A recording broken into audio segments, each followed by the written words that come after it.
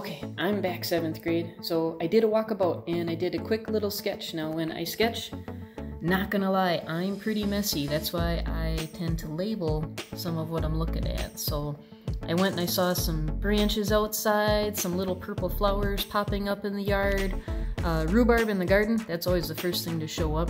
Plus I went around and I know there's ferns out in the woods, but I also went and looked at ferns that I have in the house. So I put together what I want you guys to create as what's called a collage, meaning a bunch of objects overlapping each other, coming in from all different directions, and make this just an explosion of springtime on your paper.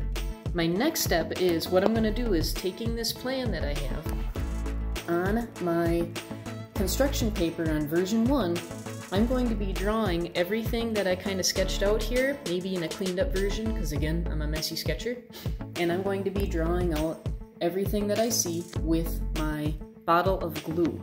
But I'm also going to be adding some crayon later, just because I realize some of you may not have access to bottles of glue. After I draw everything out with either glue or crayon or both, then I'm going to do a similar version on version 2, but again, just using pencil, because I realize not everyone might have access to chalk or crayon or anything like that, and not everybody has access to larger pieces of colored construction paper.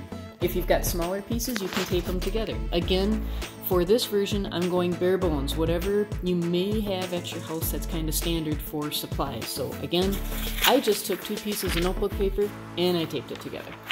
So that's the next step that I'm going to do, is draw this stuff out, whether it's with glue, crayon, pencil, or both versions.